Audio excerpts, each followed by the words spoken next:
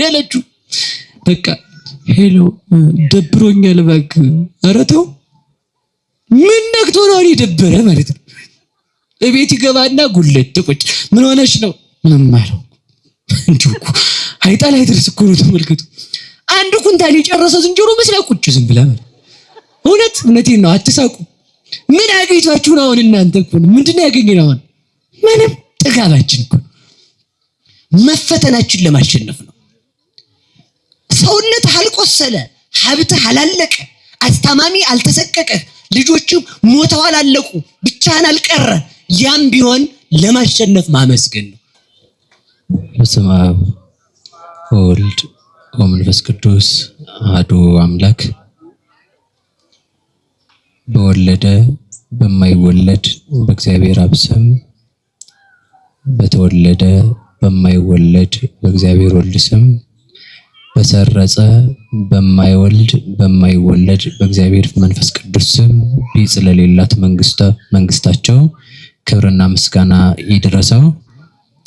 እግዚአብሔርን የወለደችልን የሕይወታችን መሶብ እናታችን ቅድስት ድንግል ማርያም ከሞት ወደ ሕይወት ከርኩሰት ወደ ቅድስና ከጨለማ ወደ ብርሃን ከሲኦል ወደ ገነት ከአሳር ወደ ክብር የወጣንባት ሥላሴን ያየንባት ዓይናችን ንጽሕተ ንጹሐን ቅድስተ ቅዱሳን ድንግል ማርያም ለስም አጠራሯ ክብርና ምስጋና ይድረሰው። ጻድቃን ሰማዕታት ደናግል መነኮሳት እንደየክብርና እንደየሞገሳቸው ክብርና ምስጋና ይድረሳቸው። ማማረበት የትምህርታችን ርዕስ የሚሆነው የሚጎስመኝ የሰይጣን መልእክተኛ ተሰጠኝ በሚል ይሆናል። እስኪ በሉ የሰይጣን መልእክት የሚጎስመኝ በሉ እስኪ የሰይጣን መልእክተኛ ተሰጠኝ። ምንድነው ያላችሁት? ምን የሚለኝ የምን መልእክተኛ ምን ተባለኝ? ቁጥር 7 ላይ ያለ ኃይለ ቃል ነው።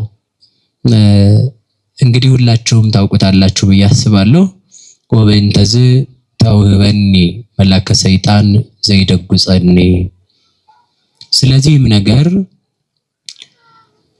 በመገለጥ የእግዚአብሔርን ምስጢር በማየት እንዳልኮራ የሚጎስመኝ የሰይጣን መልእክተኛ ምን አለኝ? ማን ነው እንደዛ እያለ ያለው? ቅዱስ ጳውሎስ ሁለተኛ ቆሮንቶስ ምዕራፍ 12 ቁጥር 7 ላይ ነው። በደንብ ያዙሽ። ችግር የለውም ቅንነት ነው። ቅዱስ ጳውሎስ ተሰጠኝ ቢልም ለሁሉም ሐዋርያት ተሰጥቷል። በደንብ እንድትይዙት የምፈልገው እሱን ነው። ቅንነት ምን ያህል ምስጢር እንደሚገልጥ እያያችሁት ነው አይደል? ማን ነው እንደዛ ያለ ስል ቅዱስ ጴጥሮስ አሉ ማለት ነው። ቅዱስ ጴጥሮስም ብሏል። ምክንያቱም ከሐዋርያት መካከል እንዲህ ያለ ነገር ያልተሰጠው ስለሌለ ማለት ነው። እንዴት ያለ እንደዚህ የሚደጉጽ ነገር የሚጎስም ነገር ያልተሰጠው የለም። እና አሁን እንግዲህ ሁላችሁም እንደምታውቁት ቅዱስ ጳውሎስ ከሚኮራባቸው ነገሮች መካከል ያነሳሳል። ከሚኮራባቸው መካከል ያነሳሳና ይህ ምዕራፍ 12 ሁላችሁም እንደምታውቁት ቅዱስ ጳውሎስ ለሚኮሩ ሰዎች መልስ የሰጠበት ነው። ለሚኮሩ እኛ የተማርነው ከክርስቶስ ነው፣ እኛ እንዲህ ያለ ሊቅ ነን፣ እኛ ፈላስፎች ነን፣ እኛ ምናምን ለሚሉት መልስ የሰጠበት ቦታ ነውና እዛው ምዕራፍ 12 ላይ ሲናገር አልፈን እናንሳቸውና የምንፈልጋቸውን ነጥቦች እንድናነሳቸው ፈልጌ ነው። ሲናገር ምንድነው የሚለው? በመገለጥም ቅዱስ ጳውሎስ በመገለጥም አልኮራም ይላል። በምን አልኮራም? ቆይ አንድ ነገር ልንገራችሁ። ቅዱስ ጳውሎስ የሚኮራበት ነገር ቢኖር የሰይጣን መልእክተኛ መሰጠቱ ነው። እመካበታለሁ ብሎ ነው የሚናገረው። እንደው በዚህ ይሄን በመሰጠቴ እመካለሁ አለ። በዚያ ምንድነው የምትመካበት ስንለው የሚጎስመኝ የሰይጣን መልእክተኛ ስለተሰጠኝ ነው አለ። ከዚህ የሚበልጥ ነገር እኮ አይቷል። ተመልከቱ። ወመሰጥግ ወለውእቱ ብእሲ እስከ ነሳልስ ሰማይ እንዳይን ጋር ተመልከቱ። በስጋ ይሁን በነፍስ እንጃ ያንን ሰው እስከ 3ኛው ሰማይ ድረስ ነጥቀው ወሰዱት። ያንን ሰው የሚለው ቅዱስ ጳውሎስ ራሱን ነው። ቅዱሳን የራሳቸውን ክብር መግለጽ ስለማይወዱ ነው። ያንን ሰው እስከ ሶስተኛው ሰማይ ድረስ ነጥቀው ወሰዱት። በዚያም ማለት ተመልከቱ፣ ሰው ስጋዊ ነገር ሳይሆን ሰው ሊሰማው የማይችል ነገር ድንቅ ድንቅ ነገርን ሰማ አለ። ተመልከቱ፣ ድንቅ ድንቅ ነገርን ሰምቶ መጣ። በዚህም ቢሆን አልኮራም ማለት ተመልከቱ። እስከ ሶስተኛው ሰማይ አይደለም ሰው ከተማ ይየው እያለ ነው ኩራቱ አላስቀምጠን ያለኩ። ሰው ከተማ ሲያይ በቃ ያችን ይዞ የሆነ ሰው አሁን እናንተ የሆነ በጣም ታዋቂ ከተማ ማን ትሆን እንግዲህ እኔ በትንሽ ጭንቅላት የማቃት እንበልና ኒውዮርክ ብትገቡ ማታ ፖስት ታደርጋላችሁ። ኒውዮርክ የገባው ሰው ነው ለማለት ለመኩራት ነው። ሌላ ምንም ትርጉም የለውም። ሰው ሆነ ከተማ ገብቶ ተመልከቱ፣ ሆነ ከተማ ላይ ሆነ ቦታ ላይ የሚያምር ቦታ ሲገባ ትዝ የሚለው ፎቶ መነሳት። እዛ አካባቢ ላይ ሆኖ ፈጣሪውን ማድነቅ አይደለም መጀመሪያ የሚያስበው። ቅዱሳን አባቶቻችን ግን ማንኛውንም ነገር ሲያዩ ማድነቅ ይጀምራሉ። የፈጠረውን ፈጣሪ ከሱ በስተጀርባ ያለው ማንነቱን ያያሉ። የዚያ ማንነት ባለቤት እግዚአብሔር ስለሆነ የሰው ተመልከቱ፣ በዚህ ዓለም ውብ ከተማ አይታችኋል። እንግዳውስ እግዚአብሔርን አድንቁት። ለምን? ያንን ውብ ከተማ ያ ውብ ከተማ የተገነባው አንደኛ እግዚአብሔር ባጸናው እግዚአብሔር በያዘው ዓለም ላይ ነው። ሁለተኛ ያንን ውብ ከተማ ለማድነቅ ያንን ውብ ከተማ የሚያንጹ ሰዎችን የሰራቸው እግዚአብሔር ነው። እግዚአብሔርን ማድነቅ ራሱን። ሶስተኛው ያንን ውብ ከተማ የሚሰሩበትን ጥበብን የገለጸ እግዚአብሔር ነው። እግዚአብሔርን ማድነቅ ማለት ነው። ክርስቲያን ማለት ተመልከቱ፣ በሚያየው ነገር የዕለት እንደ ቀበሮ ዕለታዊ ደስታ ሳይሆን የሚፈልገው ከሚያየው ነገር ማንነት በስተጀርባ ያለውን እግዚአብሔርን ያያል። ከምናየው በስተጀርባ ማን አለ? የምንደነቅባቸው ቴክኖሎጂዎች ሊኖሩ ይችላሉ። የምንደነቅበት ሀገር ሊኖር ይችላል። ብዙ የምንደነቅበት ነገር ተመልከቱ፣ እሱ ራሱ የራሱ የሆነ ነገር የለውም። እሱን የፈጠረ እግዚአብሔር ነው መደነቅ ያለበት። ለዚህ ነው ቅዱስ ጳውሎስ የት ሄዳል ብለን ስንጠይቀው እስከ ሶስተኛው ሰማይ ተነጠቀ። ተመልከቱ፣ እስከ ሶስተኛው ሰማይ ድረስ ተነጥቆ እንኳን በዚህም እንኳን ቢሆን አልኮራም ማለት። ሰው የሚያኮራው እኮ አሁን እንደው ከሰፈሩ ተለይቶ የሰፈሩ ላይ ለሰው ሱካር የሚያከፋፍል ከሆነ ይኮራል። ደናደርክ ካላላችሁት ነገ መቆንጠጡ አይቀርም። ደናደርክ ማለት ነው ማለት ነው። ያችም ስራ ሆና ይኮራል ሰው። እንግዲህ ያው ሊቃውንት እንደሚሉት የጉንዳንና የስልጣን ትንሽ የለውም። እንደውም ሊቃውንት ምን ይላሉ? ጉንዳን እንኳን ሌላውን ንጉሱን ያስፈታል አሉ ነው እንግዲህ የለበሰውን ነው እና ያስፈታል። ትንሽ የለውም መቼም መቆንጠጣቸው አይቀርም በዚያችሁ ማለት ነው። አልሰጠህም ሰልፍ ያለዝ ሊል ይችላል ማለት ነው። ያው ሰልፍ ያዙ ግን ማለት የፈለኩት እንደው ትንሽ ነገር የለውም። ያችም መኩሪያ ሆነ ይኮራል ሰው። እንግዲህ ተመልከቱ፣ ያችም ከፍ ያለ ግብር የሚያስገብር ከሆነ ያው በቸርነቱ ነው። ያው እናንተስ አከባበሩን ታውቁበት አይደል? በደንብ ነው የምታውቁበት እኮ። እና ግባ ነውና እዚህ ጋር እንደው ቆሞ ራሱ ብታዩት ና እዚህ ጋር ነውና አይቶ ችግር የለውም ና እዚህ ነገ ሲሄድ ያገኘኛል ብሎ ነው ሰው እንደዛ የሚርገበገበው። ሌላ ምንም በቃ ምንም ትርጉም የለው፣ ሌላ ምንም ነገር የለው። እና እግዚአብሔር በዚያ እንኳን አሁን ዝም ብትሉት ደግሞ ቆይ ተጎለት ነገ ስትመጣ አሳያለሁ። ትናንት አላየው መስሎ ነው። ከዛ ታራውን ቢሮ ስትሄዱ ደግሞ እሱ ዝም ብሎ ያለ እንትና ስትር መታል እንዴ ሰላም ነው ስራ ቢዚ አድርጎኝ ያልፋል። ምክንያት ትናንት አልተነሳማ ስልጣኔን ካላከበርክ ብሎ እኮ ነው። ተመልከቱ። እና በዚያ የሚኮራሉ ሰው በዚያም የማያስኮራም። ብትሾም ተሹማ አልተወለድክም። ስልጣን የሌለ በራስ እንኳን አካል ማዘዝ የማትችል ሆነ ነው የተወለድከው። ምን ሊያኮራህ ይችላል? ሰው ሲወለድ ራሱን መጠበቅ አይችልም። ሲሞትም ራሱን ሳይጠብቅ ይሞታል። በሁለቱም ጊዜ ግን የምናገኘው ወዳጅ እግዚአብሔር ብቻ ነው። ሰው ሲወለድ ተመልከቱ ነውሩን አይሸፍንም፣ ይሸፍናል። ሕፃን ልጅ እንደው ራቁቴን እንዳያዩኝ እንደው ጨርቅ ጣል ላድርግ ይላል። ምን ችግር አለበት እናቴ? እንግዳውማ ቁጭ ብሎ ሳልሆን እሱ ሱሪውን ትከሻው ላይ አድርጎ ከችዘው ማለት ነው። ነውር ምናምን አስጨነቀው እሱ ብላችሁ ሰው ነውሩን ሳይሸክፍ እንኳን ተመልከቱ እግዚአብሔር ነው የነበረው። መጨረሻ ላይ ተመልከቱ ያን ልጅ ነውሩን ነው ክፉና በጎን የሚያውቅ አድርጋ ነውሩን ተሸክማ ነው እናት የምታሳድገው። ነውራችንን ተሸክማ የምታሳድገን ቤተክርስቲያን ናት። ነውራችንን ተሸክሞ ለንስሐ የሚያበቃን እግዚአብሔር ነው። ነውራችንን ክድና አድርጎ የያዘልን ከባቴ ያበሳ እንዳለ ኃጢአትን እንደሰራን ሳያወጣ አደባባይ የተሸከመን ስንመለስ በንስሐ ባህር አስጥሞ ንጹህ ሰው የሚያደርገን የሚያጠበን እግዚአብሔር ብቻ ነው። ሰው ሲወለድ ነውሩን ሳይሸክፍ ይወለዳል። ሲሞት ሰው ሲያረጅም ደግሞ ነውሩን መሸፈን ነው የሚያቅተው አይደል? ሰው ሲያረጅ ነውሩን መሸፈን ያቅተዋል። ታዲያ በመጀመሪያም በመጨረሻም የምናገኘው ወዳጅ እግዚአብሔርን እንዳናጣ ስናድግም እስከነ ነውራችን ካደግንም በኋላ በመጨረሻ የምንጣለው በእግዚአብሔር እጅ ነው። በእግዚአብሔር እጅ መጣል ግን መልካም ነው። ሰው ነውርን አውጥቶ የሚሰጥ እንደዚህ ያለ ነው ማለት ነው። ሰው እግዚአብሔር ግን ከነ ነውራችን ተሸክሞናል። ለንስሐ እንድንበቃ መድኃኒዓለም ይርዳን። አሜን አትሉ? ያንን ነውር ማን ነው ልሸፍነው ያለው? እግዚአብሔር። እስኪ በሉ እግዚአብሔር በሉ። ማን ነውራችሁን ልሸፍን ያለ ማን ነው? ታዲያ ኃጢአት ሰርቶ ከኃጢአት ጋር መቀመጥ ነውሬን አትሸፍነው ግለጠው ማለት እኮ እግዚአብሔር። ተመልከቱ፣ ንስሐ ስንገባ እናት ያን ቆሻሻውን የልጁን ቆሻሻ ነውሩን አጥባ ንጹህ እንደምታደርገው ንስሐ ስንገባ አጥቦ ንጹህ ሰው ነው የሚያደርገን። እንደቀደመ ማንነታችን ያደርገናል።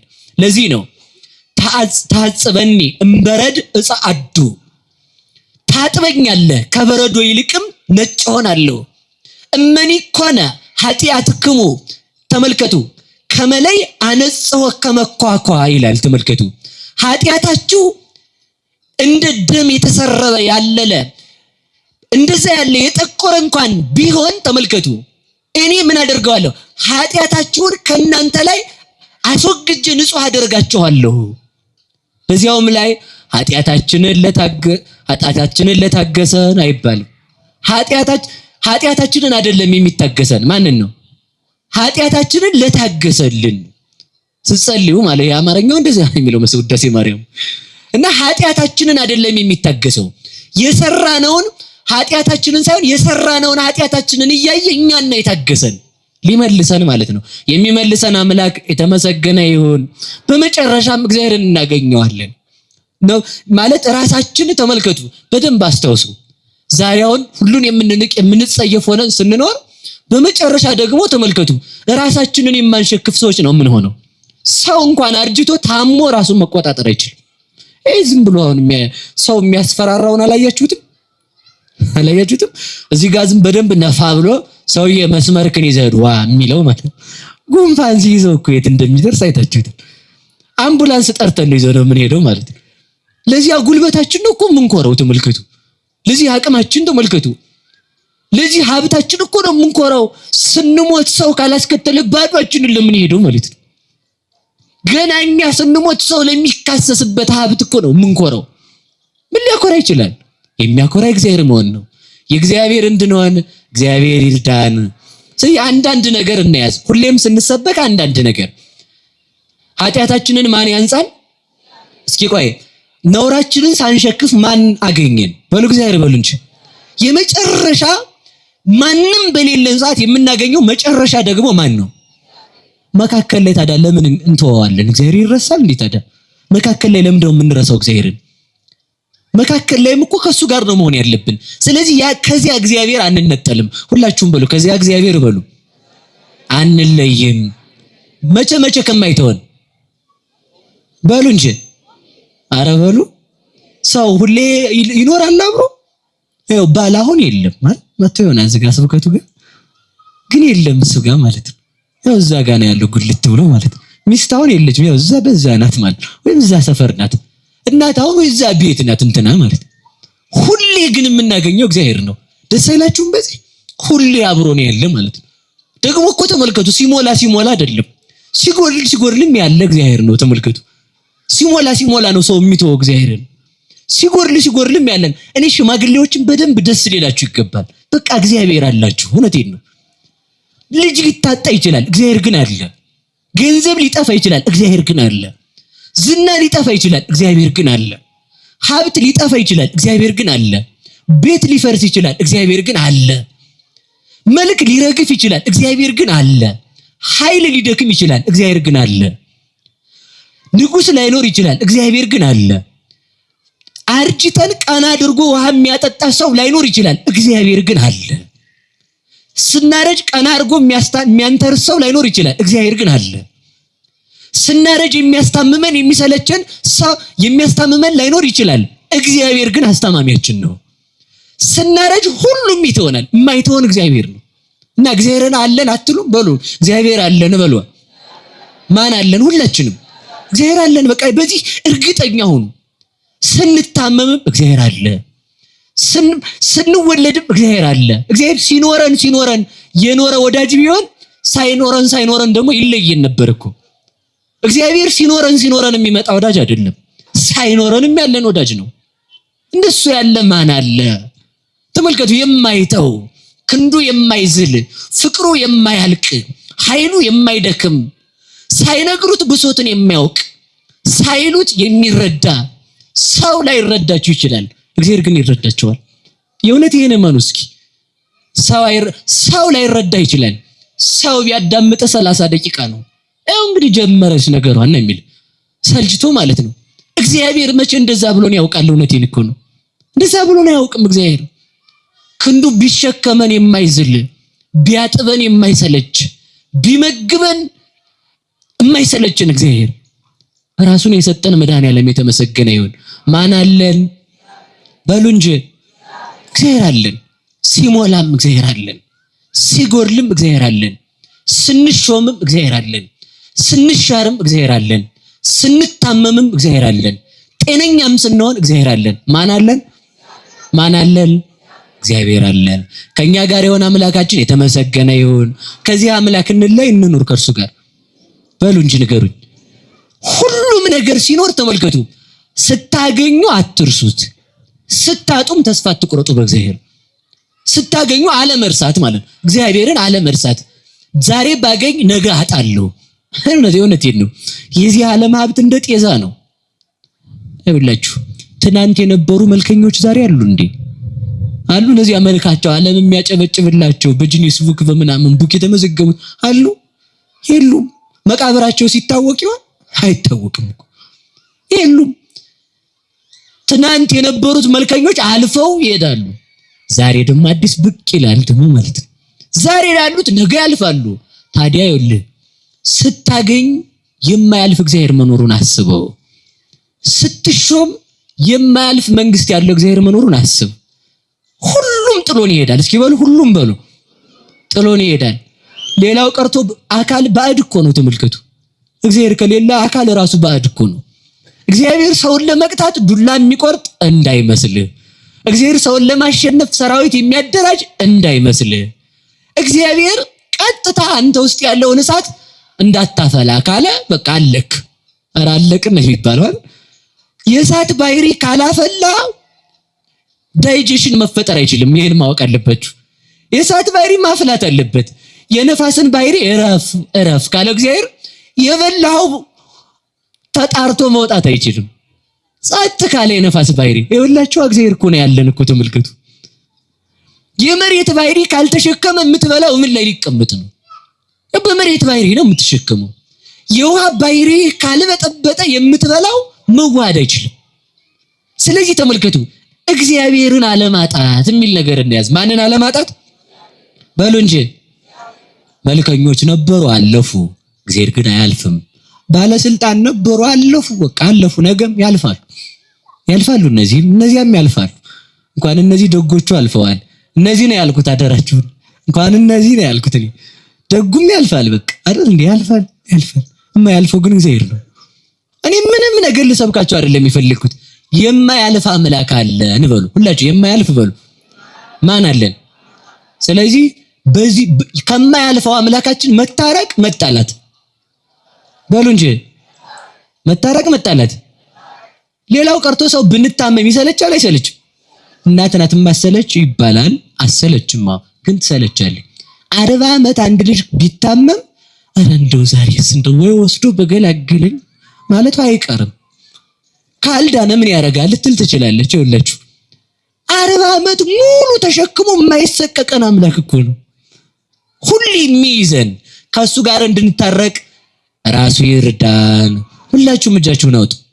እንታረቅ ከእግዚአብሔር ጋር በሉ። እንታረቅ በሉ እንጂ በሉ። እንታረቅ በሉ። እሱ እንኳን እንታረቅ ብሎ መጥቶ የለ እንዴ? በሉ እንታረቅ በሉ። ምን እንበል? መታረቂያችን ደግሞ ምንድነው? ጥፋታችንን ማመን። ጥፋትን ማመን ምንድነው? ንስሐ መግባት። በሉ ንስሐ መግባት በሉ። እሺ ከእግዚአብሔር ጋር መቼ እንታረቅ? መቼ እንታረቅ ነው? መቼ እንታረቅ? እግዚአብሔር ይስጣችሁ፣ በእውነት ሊቅ ናችሁ መቤቴን። መቼ እንታረቅ? አሁን መታረቅ አለብን። አሁን ንስሐ አባት ስለሌለን ነገ ስራ የምትገቡ ከስራ መልስ እግዚአብሔር ለንስሐ ያብቃችሁ። ስራ የማትገቡ ሄዳችሁ ለንስሐ አባታችሁ ተናገሩ። እሺ በሉ። ትናዘዛላችሁ?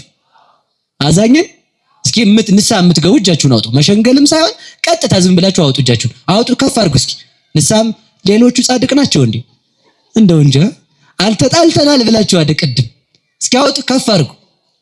ከፍ ከፍ። እግዚአብሔር ያችሁ በምህረት ማለት ነው። እሺ ቆይ ልንገራችሁ። ከማን ጋር መታረቅ? ከማን ጋር መታረቅ? እሱን መቼም ስለማናጣው ከሱ ጋር ስንታረቅ ተመልከቱ ምን እንሆናለን? ሰላም እንሆናለን። ምንም ብናጣ እግዚአብሔር አለን። እስኪ በሉ ሁሉ ምንድነው? ቅዱስ ጳውሎስ ምን አለ? እንዛ አልብነ ኩሉ ብነ፣ ምንም የለንም ግን ሁሉ አለን። እስኪ በሉ ምንም የለንም በሉ፣ ግን ሁሉ አለን። ምንም የለንም አለ። ያው ወርቅም ብርም የለኝም ማለቱ ነው። ግን ሁሉ አለኝ አለ። ደግሞ እንዴ ምንም የለኝም፣ እሺ አዎ የለህም፣ እንግዲያውስ ደግሞ ሁሉ አለኝ። የሁሉ ጌታ እግዚአብሔር አለኝ። የሁሉ ጌታ እግዚአብሔር ካለኝ ወርቅ የለኝም ብዬ አላዝንም። የዓለም ቤት እግዚአብሔር ካለኝ ቤት የለኝም ብዬ አላዝንም። ስሜ እግዚአብሔር ካለኝ ክርስቶስ ተብሎ ክርስቲያን ያደረገኝ እግዚአብሔር ካለኝ በዚህ ዓለም ስም የለኝም ብዬ አላዝንም። እሱ ለአባቱ ወልድ ሆኖ እኔን ደግሞ ለሱ ልጅ ያደረገ እግዚአብሔር ካለኝ በዚህ ዓለም የንጉስ ልጅ ስላልሆንኩ ብዬ አላዝንም። ሰማያዊ ልብስ ልጅነት ካለኝ በዚህ ዓለም ልብስ የለኝም አለ። ግን ልብስ አለኝ። ከልብስ የሚበልጥ ልብስ ልጅነት እኮ ነው። ልብስ የሌለኝ ነኝ አለ። ግን አለ ምን አለ? የልጅነት ልብስ አለኝ። ልብስ የለኝም፣ የልጅነት ልብስ ግን አለኝ፣ ከሁሉ የበለጠ ልብስ። ሀገር የለኝም፣ አዎ በዚህ ዓለም ሀገርን ትቼ ሀገር ግን ያለኝ እኔ ነኝ አለ። ዓለምን ትተው ዓለምን የገዙ ሐዋርያት ናቸው። ቅዱስ ጳውሎስ ምን አለ? ጥቀን ኮንን ከመመላእክት ተመልከቱ ህድጉስ ሰዘዘ ዓለም፣ ይህን ዓለም ተውት መላእክትን እንገዛለናል። በዚህ ዓለም ስልጣን አልለገሰም ቅዱስ ጳውሎስ፣ ግን ሰማይና ምድርን የመግዛት ስልጣን አለው። ክርስቲያን ማለት እንዲያ ነው። የምትበላው ላይኖር ይችላል፣ ግን ካንተ በላይ የምትበላው ያለ ሰው የለም። ለምን? ክርስቶስ ነዋ ምግብህ። ጫማ ላይኖር ይችላል፣ ካንተ በላይ ተመልከት፣ ይህ ጫማ እሳት ያቃጥለዋል። የወንጌል ጫማነት ግን ላንተ አለ፣ እስከ ሰማይ የምትረማመድበት ጫማ። ምርኩዝ ላይኖር ይችላል፣ መስቀሉ ግን ዓለምን ሁሉ ቀዝፈ የምትሻገርበት ምርኩዝ መስቀል ግን አለ። አክሊል ዘውድ ላይኖር ይችላል፣ ቤተ መንግስት የማያልፍ ዘውድ ግን አለ ነው። ከኛ በላይ ማን ባለጸጋ አለ? አያችሁ አይደል? እስኪ በሉ ምንም የለን። ማን ነው? ምንም የለንም በሉ። ግን ምን አለን? ሁሉ አለን። እግዚአብሔር ካለ ሁሉ አለ። እግዚአብሔር ካለ በመንግስተ ሰማያት መንገስ አለ። ይኸውልህ በዚህ ዓለም ንግስና ነው እንዴ የምትፈልገው? ቢኖርህ ጥሩ ነው፣ ባይኖርህም ደግሞ በሰማይ ነው አንተ የነገስከው ነው። የሚያልፍ ንግስና አይተን እንዳንሸበር እግዚአብሔር ይርዳን። ክርስቲያን አይሾም የሚል መጽሐፍ የለም። እሺ ተሾሙ። ግን ተሾማችሁ ግን እንግዲህ ችግሩ የሹም ጅል ባይሾምም ግድ የለ እየበላ ቁጭ ካለ አንዳንዱ ሰው ይላል ተጥዶ አይፈላ ተሹሞ አይበላ የለም ብላ ይላል። እንዴ አንተ ሰው ጅል ነህ እንዴ? ተሹሞ አይበላ እያልክ አትብላ ጌታዬ። ዝም ብለህ ቅን ፍረድ። በዚያም በስልጣን ሆነ ቅን የምትፈርድ ከሆነ ችግረኞችን የምታውሱ በቃ የሚያስገባው ደና ልብስ የለበሰ አስገባው። ምናልባት ባለ ከረባት ካረገ ተከርብቶ አለቀ እንጂ ትውልዱ መግባቱ ይገባል፣ ችግር የለም። ግን እንደዚህ ለብሶ ደርበብ ብሎ ከመጣ አስገባው እንዲህ ብሎ ለብሶ ከመጣ ነው ቆይ በለው እሱ ግባ ይባል። እንደዚህ ሳታረግ በቅን ከፈረድክ መንግስተ ሰማያት ያንተ ናት። በቃ መንግስተ ሰማያት የት ነው የሚገኘው? እጅ ላይ ነው። በቃ እኔ ወደ ነገር ልመልሳችሁ። ማን አለን? ስለዚህ ከማን ጋር ትታረቃላችሁ? ከእግዚአብሔር ጋር ከታረቅን ሁሉ የማን ነው? ምንም የለን ግን ሁሉ የማን ነው? እንጀራ ላይኖር ይችላል፣ ግን ሁሉ ምግብ የማን ነው? እና ምድራዊ እንጀራ ነው የምትፈልገው? የክርስቶስ ስጋ ላንተ እንጀራ ነው። የክርስቶስ ደም ላንተ መጠጥ ነው። ካንተ በላይ ማን ሰው አለ ነው? እንዴው እኮ ነው ትይልኩ ጉራ አይደለም። በዳቦ ሆዳቸውን የሞሉ ሰዎች ናቸው የሚያስቀኑ፣ ይሞታሉ። የክርስቶስን ስጋ ከበላ ነው የምታስቀነኝ እኔ። ለዘላለም ያው የሚሆን የእግዚአብሔርን ስጋ ይበላ ነው እንጂ ሰው ልብስ ቆንጆ ልብስ የለበሱ ፋሽን የለበሱ ናቸው፣ ፋሽን ያለቁት ናቸው የሚያስቀኑ። አይ እነሱ አይደሉም። እግዚአብሔርን የለበሰ ነው የሚያስቀነው። ተመልከቱ፣ እግዚአብሔርን እንድንለብስ እግዚአብሔር ይርዳን። ትገባላችሁ ንስሐ? አዎ በሉ እንጂ። ቸር መልአኩን መድኃኔዓለም ይላክላችሁ፣ ንስሐ ግቡ። አንድ አሁን እንግዲህ ማስፈራራት ካልፈለጋችሁ አለመግባት ትችላላችሁ፣ ከጠገባችሁ ማለት ነው።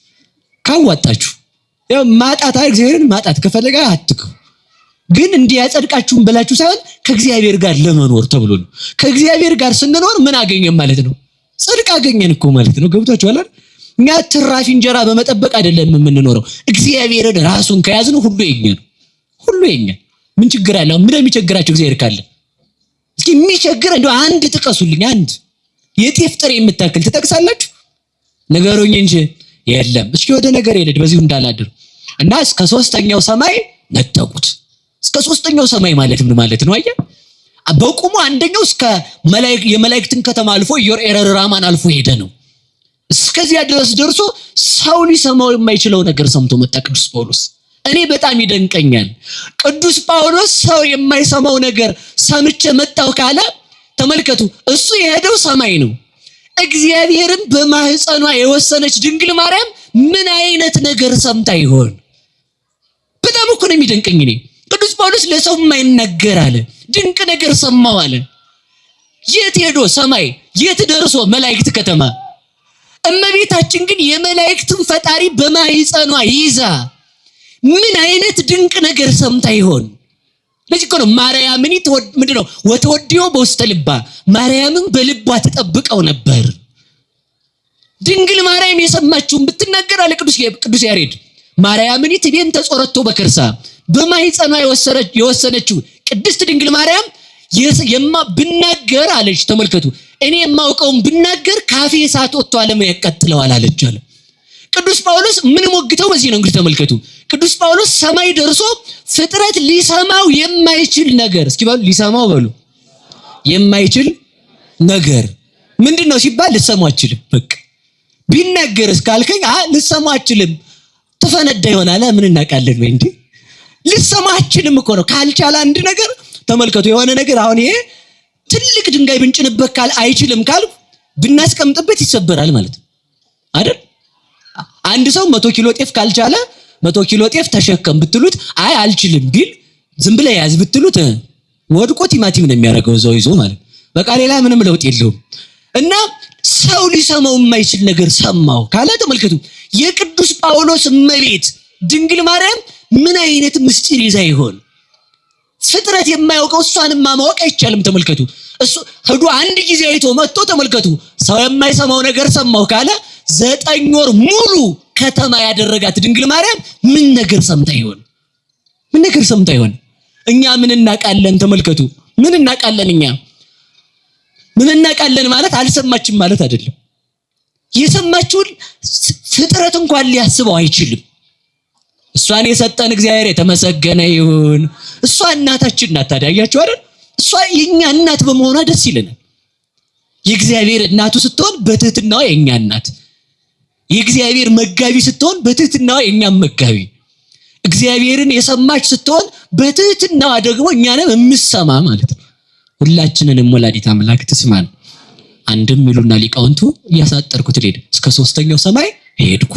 ምንድነው ሲሉ ተመልከቱ፣ ንጽሐ ሥጋ፣ ንጽሐ ነፍስ፣ ንጽሐ ልቡና ላይ ደረስኩ አለ። ተመልከቱ፣ እዛ ላይ ስደርስ ተመልከቱ የመገለጥ ዕውቀት ያንን ንጽሐ ልቡና ላይ ስደርስ ተመልከቱ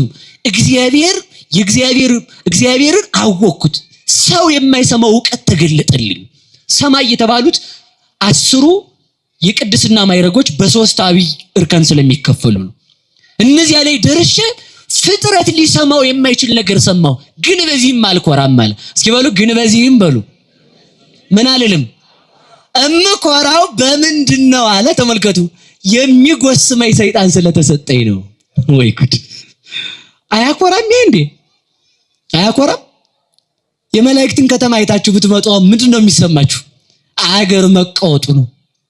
አንድያውም በቃ አገር አዲስ አበባ ማታ ተጠለቅልቃ የምታምሽ ሰበር እየተባለ እንግዲህ ይሰብረዋል ማለት ነው።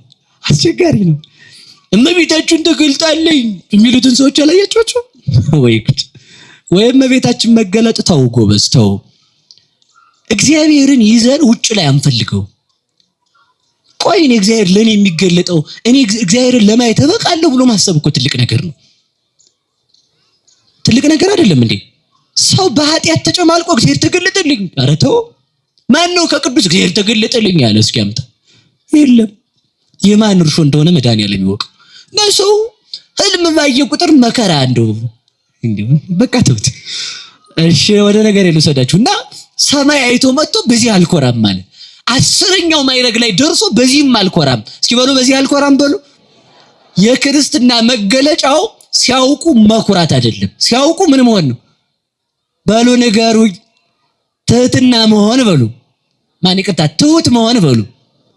አሁን በጣም የሚገርማችሁ ቅዱሳን እያወቁ በሄዱ ቁጥር ምንድነው የሚሉት? እኔ ትል ነኝ እያሉ ነው የሚሄዱት። ቅዱሳን እያወቁ በሄዱ ቁጥር ተመልከቱ። ኤልሳቤጥ እንኳን እመቤታችን ምንድነው ያለቻት? ወደኔ ትመጪ ዘንድ እኔ ማን ነኝ? እኛ ደግሞ እንደው ነይ እኮ ነው በግድ ነይ። እንደው እኮ ትምጣልን ወላዲተ አምላክ በምህረት ግን እንድና እሷን ብናያት ተመልከቱ።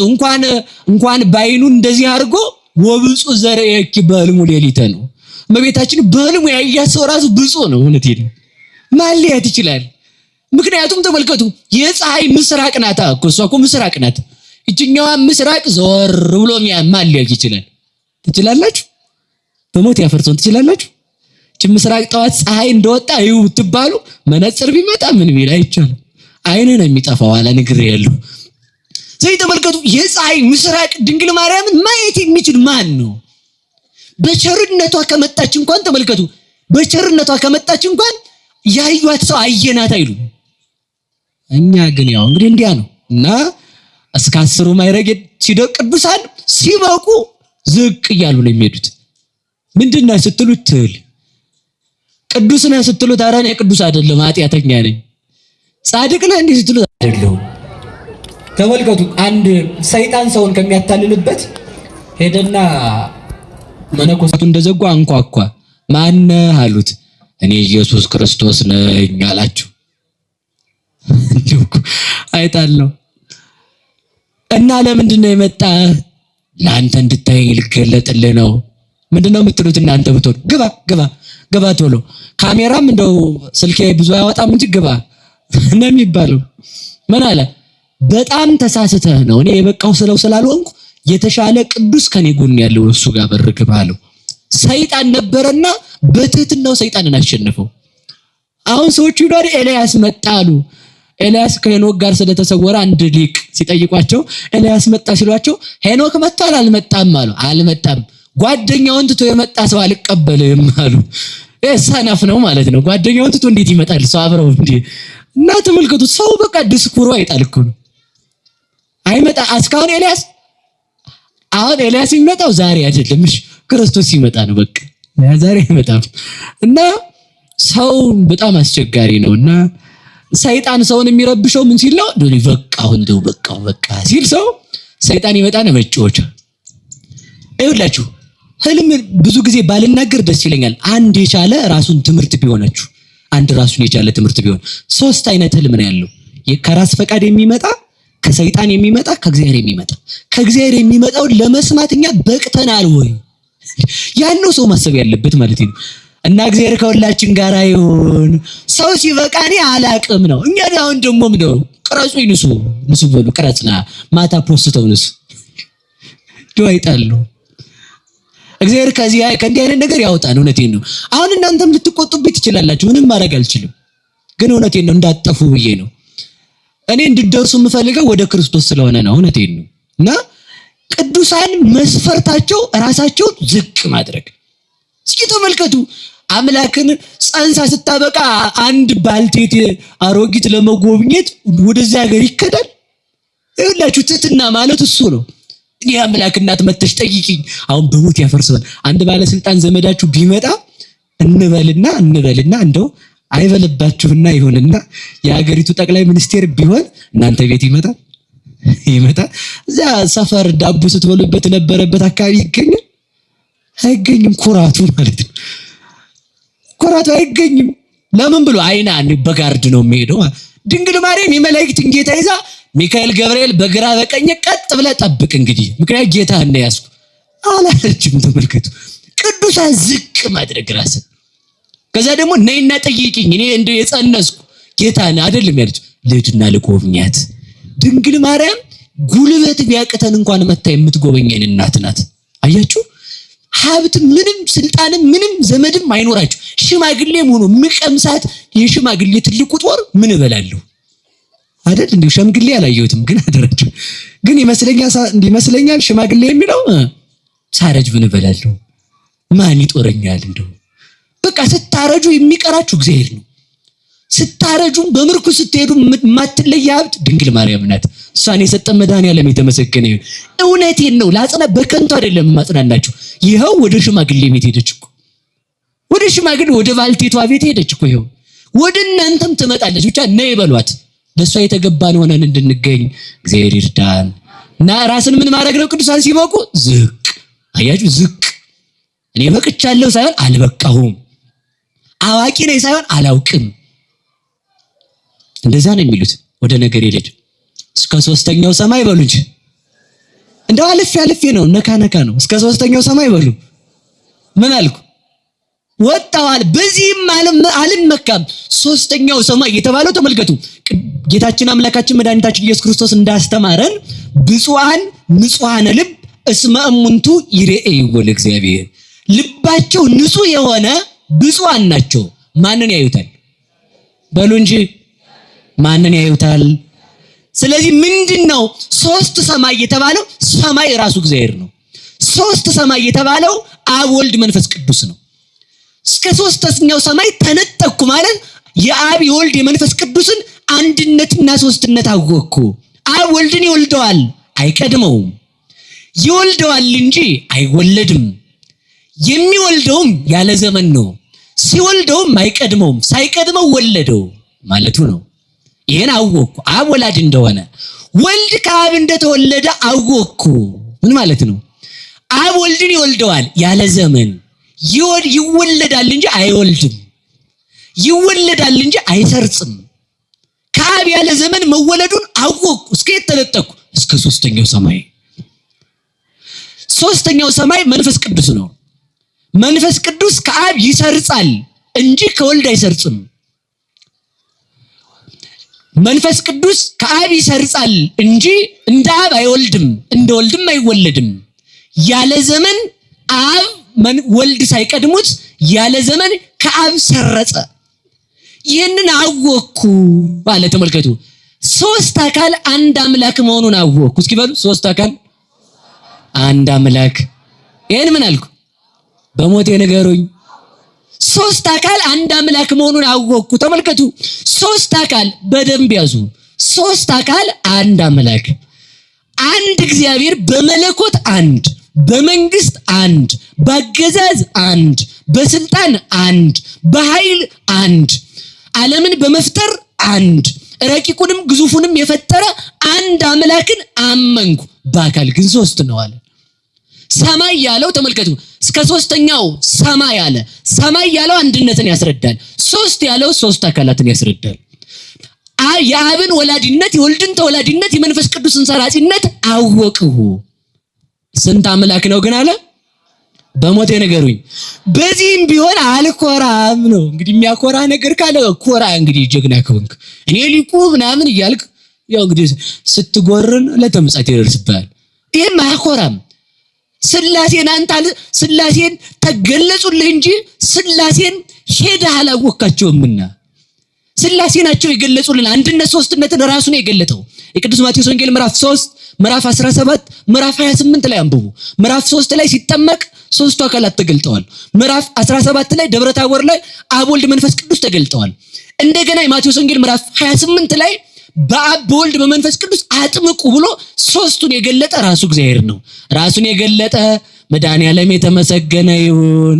አሜን በሉ እንጂ ሶስት አምላክ በሉ አይደሉም። ሶስት አካል አንድ አምላክ በሉ። ሶስት አካል አንድ አምላክ። እስኪ ሶስት አካል በሉ አንድ ጊዜ። አንድ አምላክ።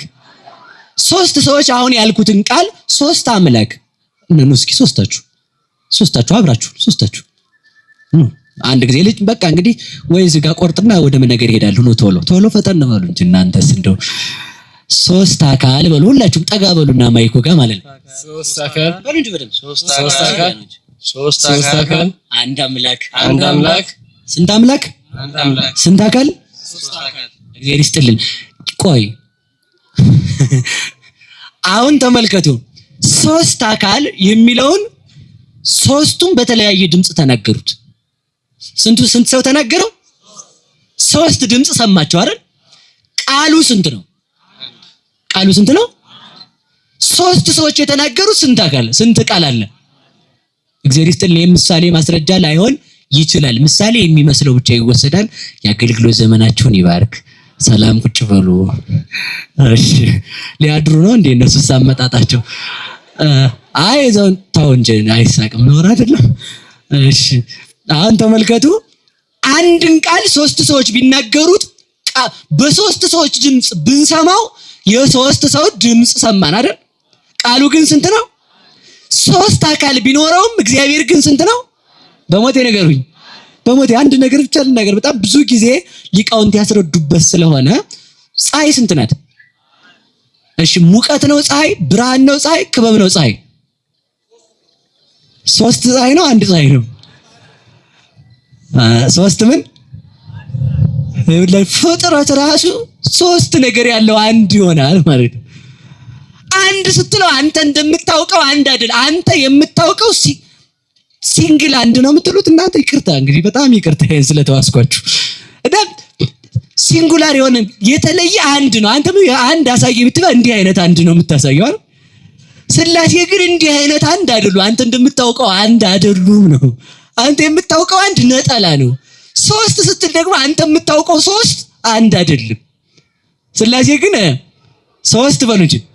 ከዛ ደግሞ አንተ ከምታውቀው ሶስት የተለየ ሶስት። እስኪ የተለየ ሶስት በሉ። የተለየ አንድ። ፀሐይ ሶስት ነገር አለ ግን ስንት ፀሐይ ናት? አንድ ሰው ዝም ብሎ ደርሶ አይ ስርዓት ያዙ እንጂ እንደው አሁን እግዚአብሔር ሶስት ነው ብላችሁ እንዴት አንድ ትላላችሁ? ተው እንጂ ነው ካለ እሺ ሙቀት አለ የለ? አለ። ክበብ አለ የለ? አለ። ብርሃን አለ የለም? አለ። ማን ነው ፀሐይ? በሉ ፀሐይ በሉ እንጂ። ማን ነው ፀሐይ? ሙቀት ነው?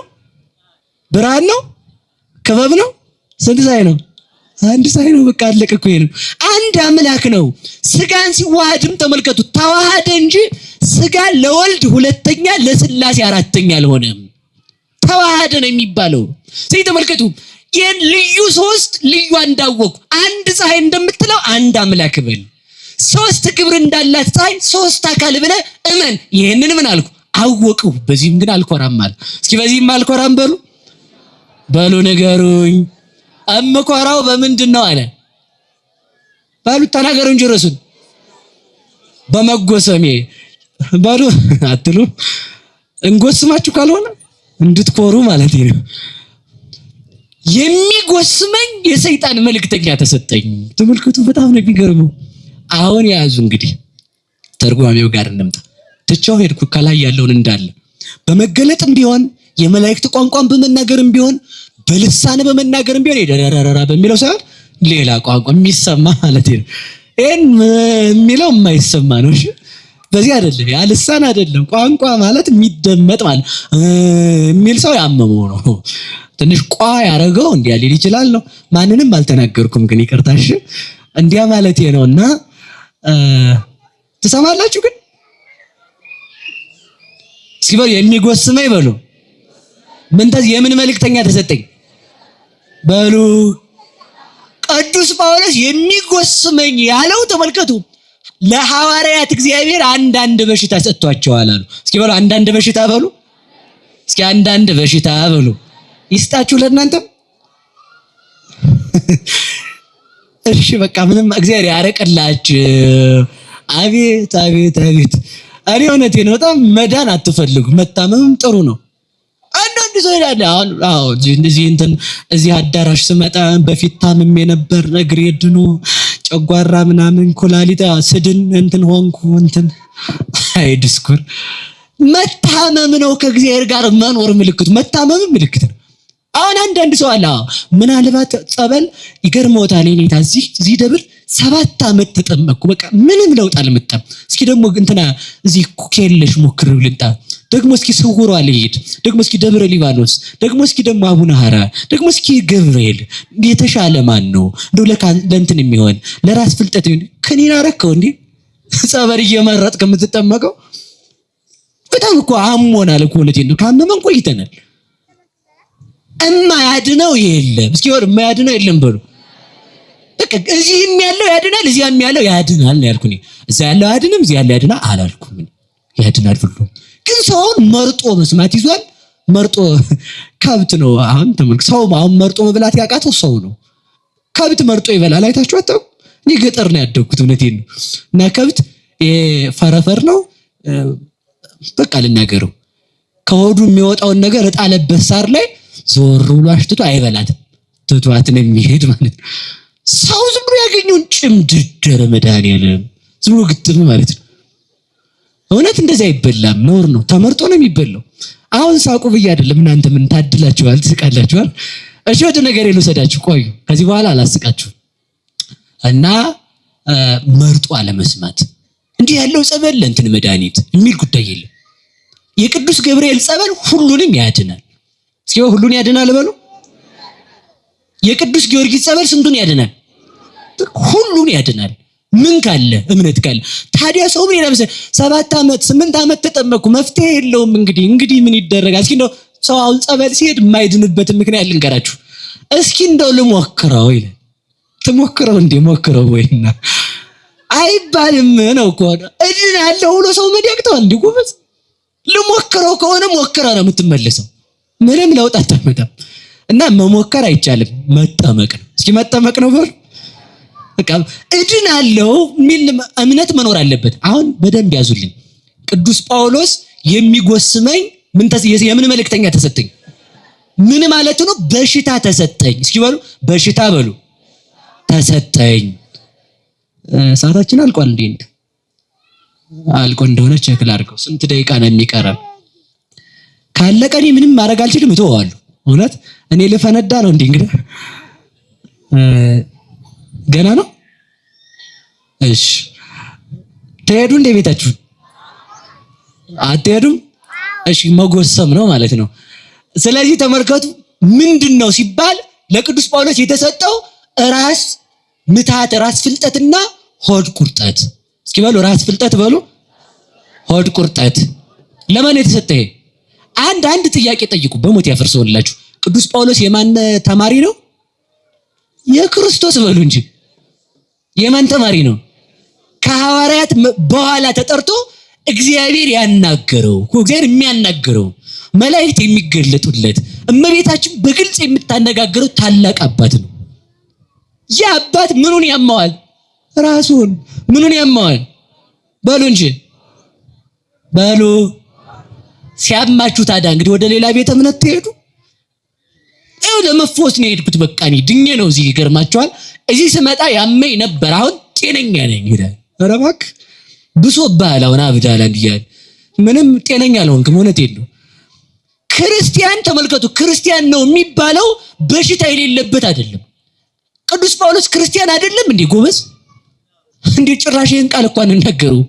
ተመልከቱ፣ እኔ ክርስቶስን ተመልከቱ፣ ይህን ዓለም ሁሉ እንደ ጉድፍ እጥለዋለሁ አለ። ለምን ስንለው ከመ እርኅቦ ለክርስቶስ፣ ክርስቶስን አተርፍ ዘንድ አለ። ማንን አተርፍ ዘንድ በሉ እንጂ ንገሩኝ። ከዚህ በኋላ ቅዱስ ጳውሎስ ሕይወቴሰ ሀልቀ ወበሕይወተ ክርስቶስ ሀሎኩ፣ እንግዲህ አለ ሕይወቴ አልቋል፣ እኔ በክርስቶስ አለሁ አለ። ክርስቶስ በኔ ይታያል እንጂ እኔ በራሴ የምገለጥበት ማንነት የለኝም። ተማል ምን አለ ቅዱስ ጳውሎስ? ተመሰሉ ኪያዬ በከመ አነ እትሜሰሎ ለክርስቶስ። እኔ ክርስቶስን እንደምመስለው እኔን ምሰሉ። በሞት ያፈርሰው እኔ ክርስቶስን እንደምመስል በሉ። ማንን ምሰሉ አለ? እኔን ምሰሉ በሉ እንጂ። ቅዱስ ጳውሎስ ማንን ይመስላል? ማንን እመስላለሁ አለ? ክርስቶስን የሚመስል ቅዱስ ጳውሎስ ምን አለበት? በሽታ። ቆይ ተመልከቱ።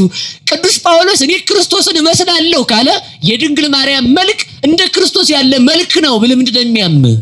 ቅዱስ ጳውሎስ እንኳን ተመልከቱ። ቅዱስ ጳውሎስ እንኳን በደሙ የከበረ ጳውሎስ እንኳን ማንን ይመስላል? በሞቴ ነገሩኝ። ድንግል ማርያምማ ማንን ትመስላለች? እግዚአብሔርን ትመስላለች። ለምን? የእግዚአብሔር እናቱ ናታ። የሷን መልክ ይዞ የባሪያን መልክ ይዞ መጣ ሲል እኮ ቅዱስ ጳውሎስ ምን ማለት ነው? የተገዢ የሰውን መልክ ያዘ ማለት ነው። የሰውን መልክ ያገኘው ከድንግል ማርያም ነው። እሷን የሰጠን መድኃኒዓለም የተመሰገነ ይሁን። እሷን ሳናነሳ አይመሽም። በቃ ይመሻል። ክህነት ቢገኝ በሷ፣ ልጅነት ቢገኝ በሷ፣ ክርስቶስ ቢወለድ ከሷ፣ ሞት ቢሸነፍ ከሷ በተወለደው በክርስቶስ፣ ገነት ቢወረስ ከሷ በተወለደው በክርስቶስ፣ የዘላለም ረሃብ ቢቀር ከሷ በተወለደው በክርስቶስ፣ ስደት ቢቀር ከሷ በተወለደው በክርስቶስ፣ መድማታችን ቢቀር እሱ ተገርፎ ደምቶ መገረፋችን ቢቀር ከሷ በተወለደው በክርስቶስ፣ መታሰራችን ቢቀር ከሷ በተወለደው በክርስቶስ፣ መቃብር መውረዳችን ቢቀር ከሷ በተወለደው በክርስቶስ፣ የዲያብሎስ ባሪያ ከመባል ወጥተን የክርስቶስ ልጆች የተባልነው ከሷ በተወለደው በክርስቶስ፣ ዘላለማዊ መንግስተ ሰማያትን የወረስን ከሷ በተወለደው በክርስቶስ፣ ሞተን እንዳንቀር የትንሣኤያችን መሰረት የሆነው የተወለደልን ክርስቶስ የትንሣኤያችን በኩር የተወለደው ከሷ ከድንግል ማርያም። እሷን ሳንጠራ እንዴት ይነጋል? እንዴትም አይነጋም። እሷን የሰጠን እግዚአብሔር ይመስገን፣ እግዚአብሔር ይመስገን። ቅዱስ ጳውሎስ ተመልከቱ፣ ያ በሽታ ተሰጠኛል። በሽተኛ መሆን እኔ እንደው ሌላው ቢቀር እነግራችኋለሁ። ዛሬ ታሪክ ላይ አንድ ደርሳለሁ ብዬ አስቤ ነበር። ብደርስ ደስ ይለኛል እግዚአብሔር ከፈቀደ። ከዚህ አንድ ነግሬያችሁ። ቅዱስ ጳውሎስ የማን ተማሪ ነው? በሞት የነገሩኝ ያ ክርስቶስ። አረ የሐዋርያት ነው እንዳትልሽ። ከሐዋርያት በኋላ ተጠርቶ ከሐዋርያት እኩል የሆነ ቅዱስ ጳውሎስ ነው። እና ቅዱስ ጳውሎስ ራሱን ያመዋል፣ ሆዱን ይቆርጠዋል። እንደዛ ሲሆን ምን አልኩት አለ? 3 ጊዜ እግዚአብሔርን ለመንኩት፣ 3 ጊዜ አስተውቋይ ክቦል እግዚአብሔር። 3 ጊዜ እግዚአብሔርን ማለድኩት፣ ራስ በሽታዬን አስወግድ አልኩት። እሱ ግን ምን አለ? ወይ ቤለኒ ጸጋዬ ያክለከ፣ የሚበቃ ጸጋዬ ነው፣ ዝም ብለህ ታመም አለኝ። እኔ ደግሞ መለስኩ፣ ጌታ ወይ ህመም ጸጋ ነው እንዴ? ለካ ህመም ጸጋ ከሆነ ተመልከቱ፣ ወበእንተዝ ተፈሳይኩ ከመይድር ኃይለ ክርስቶስ በላይሌ፣ የእግዚአብሔር ኃይል እንደ ዘውድ በራሴ ይደፋ፣ እንደ ልብስ ለብሰው፣ እንደ ምግብ እበላው፣ እንደ ጫማ ጫማው፣ እንደ ጥሩር እመክትበት ዘንድ ስለዚህ አለ በህማሜ እመካለሁ። ህማሜ መመኪያዬ ነው አለ። እስኪ በሉ ህማሜ በሉ፣ መመኪያዬ ነው። ክርስቲያን ማለት ከበሽታ ሊድን የመጣ ሳይሆን ከዘላለም በሽታ የዳነ ነው። እሺ ይሄን ነው ማወቅ ያለብን። ከዘላለም በሽታ ነው እንጂ የዳነው። እንደዚያ ከሆነ ተመልከቱ፣ የሚታመመው ጳውሎስ ግን ህመምተኛ ይፈውሳል። እስኪ በሉ በሽተኛው ጳውሎስ በሉ፣ ኧረ በሉ በሽተኛ ያድናል።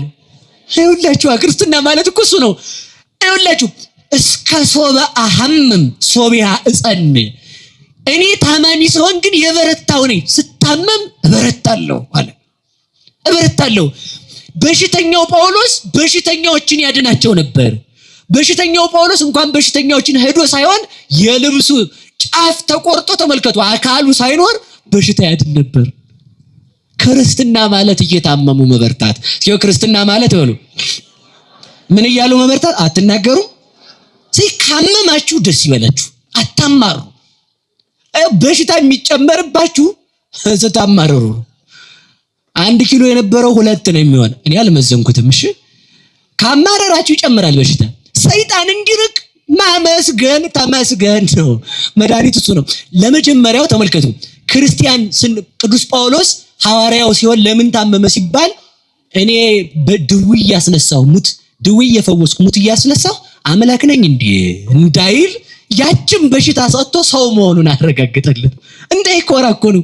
እንዳንኮራ እግዚአብሔር የሰጠን ነገር የለም። ብዙ የሚያኮራን ነገር ነበር። ግን የሆነ እኔ እኮ ጀግና ነኝ ስትል ሴትዮ አላቅሽም ስትል ጎረቤት ተመስገን ነው የሚባለው። ጀግና ነኝ ብለህ ኮርተህ እንዳትወድቅ የሚያደርግ ሰው ሰጠህ።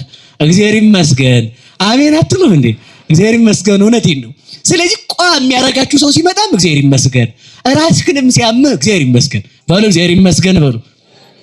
ደግሞ የዛለ ራስህን አሞ ጥግና አድርገህ 3 ቀን ተጋድመህ ስትል ተመስገን ነው ማለት እንደዚህ ያለው። ለምን እዚህ ያለት ብትወጣ መኪና ገጭቶ ሁሉ ሊሄድ ይችላል። አስቀርልህ እግዚአብሔር ተመልከት። የዛለት ብትወጣ ወይ ወስዶ ማረሚያ አጉሮ እንዳይሆን ሊሆን ይችላል። የዛለት አልፏል። እግዚአብሔር ይመስገን በሉ። እግዚአብሔር ይመስገን በሉ። በሽታም ሲመጣ ማን ይመስገን? ማን ይመስገን? ሌላው እንዳንኮራ እኮ ነው። እኛ እግዚአብሔር ይሞተልን እንዲህ ያለው እንዲያን እንዳትል እንዳትኮራ ድህነት ሊኖርብህ ይችላል። ከሰው ለምን እንድትኖር ሊያደርግ ይችላል። ግን እግዚአብሔር ይመስገን ምን እንዳንለው በሉ። እንዳንኮራ በሉ እንጂ ሰው ቢሰጥ ኩራቱ ያስቀምጣል።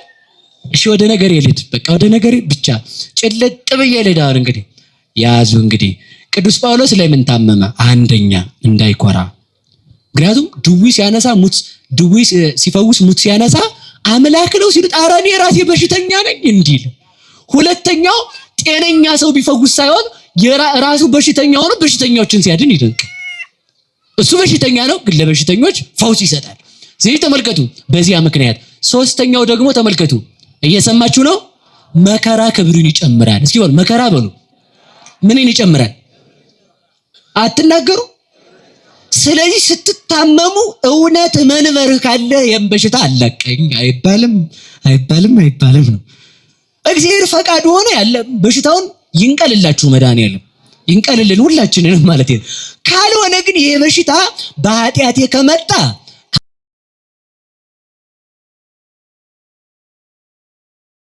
ኃጢአት እስኪ በኃጢአት በሉ። ሁለተኛ በፈተና እስኪ በፈተና በሉ። ሶስተኛ በክብር እስኪ በክብር በሉ። የቅዱስ ጳውሎስ ክብር የሚያስጨምር ነው። በኃጢአት የሚመጣ በሽታ ምንድነው መድኃኒቱ ከተባለ ንስሐ መግባት። አሁን እናንተ ሐኪም ቤት ሄዱ እንዲላችሁ ነው መሰለኝ የምትፈልጉት። ንስሐ ከገባችሁ ጤነኛ ትሆናላችሁ። እውነቴን ነው። ለምን እንደዚህ ያልክ ካላችሁ መጻጉዕን ሲፈውሰው ምን አለው? ኃጢአትህ ተሰረየችልህ ካለ በኋላ ምን አለ? ተነስና ተሸከም። አየው መጀመሪያ ስጋችንም ለመዳን ምን ያስፈልግ? ምን ይቀድማል? ነፍሳችን ስትድን ስጋችን መዳን ይጀምራል። ነፍስ ስትታመም ስጋህን በሽተኛ ይሆናል ማለት ነው። አንዱ በኃጢአት አንዱ በጸጋን፣ ሶስተኛው በጊዜ በሉ። በጊዜ በሉ። ለክብር በሉ። እስኪ ለክብር በሉ። ኧረ በሞቴ ለምን ኢዮብ የታመመው ለምንድን ነው? በሉ እንጂ አንዱ ሰዓት የለኝም ብቻ አንድ ነገር ላስታውሳችሁ። አሁን ምንም የማያደርግ ደግ ኢዮብ በሰባቱ ጊዜ በቀን ለልጆች ሁሉ መስዋዕት የሚያቀርብ ኃጢአት ሰርተው እንደው ብሎ እግዚአብሔርን እያመሰገነ የሚኖር ደግ አባት ነው። ደግ እንደሱ ያለ የሌለ። ለዚህ ነው ሊቁ ሲያመሰግናት ትዕግስትኪ ፈድፈደም ትዕግስተ ኢዮብ ጻድቅ አላት እመቤታችን። ትዕግስትሽ ከኢዮብ በለጠ አላት። ምን አድርጓል መሰላችሁ? ኢዮብ ሰውነቱ ሲቆስ ልጆቹ ሞቱ፣ ዝም። ሀብቱ አለቀ፣ ዝም። ሰውነቱ በቁስል ነደደ፣ ዝም። ሰውነቱ ላይ ትል ወጣ፣ ዝም አለና ትሎቹ መሬት ሲወድቁ ብድግ ያደርግና ብሉ እንዳትሞቱ። አያችሁ? እንዳትሞቱ ብሉ። ሌላው ቀርቶ ሂድና በሰሊጥ ታጥበህ ትድናለህ ሲለው እንኳን ምንድነው ያለው? ጌታ ሆይ ትሎቹ እንዴት ሊሆኑ ነው አለ። ተመልከቱ። ትል እንዴት ሊሆን ነው ተብሎ እንደው ይጠየቃል። እንደው ተመልከቱ። ክርስቲያን ማለት ከበሽታ እንዲድን የሚፈልግ አይደለም። በበሽታ ውስጥ ሰይጣንን ማሸነፍ የሚችል ነው። እስኪ በሉ ለፈተና በሉ። ምን ይመጣል? በሽታ በሉ እንጂ። ስታማርር ከፈተና ነው የምትወድቀው። ሰይጣን ኢዮብን ለመፈተን በሽታ ይዞ መጣ። ኢዮብ ግን ተመልከቱ፣ ትሎች እየበሉት እንኳን ለትሎ መታመሙን ትቶ ለትል የሚያስብ አባት እኮ ነው። ከዛ ሚስቱ እግዚአብሔርን ሰድበው ሙት እንግዲህ ገማይ ስትለው አስታማሚ ሲጸየፍ እግዚአብሔር አለ። ይኸውላችሁ አስታማሚ ሲል እግዚአብሔር አለ። በቃ ማን አለ? እግዚአብሔርን ስደበው የሚል ጅል ነው እሱ። ሰነፍ አላት ሚስቱን። አንቺ ከሰነፎች ሴቶች እንዳንዷ ነሽ። የኛ ክርስትና ምንድነው አትሉም? ቆርባችሁ እንዲያ አልሳካ ሲል ከእኔ ሰንበት ተማሪነት የኔ ቄስነት የኔ ምናምንነት እና ልትበላ ነው እንዴ ሰው ሆንከው? ልትበላ ከብት መሆን ይበቃል።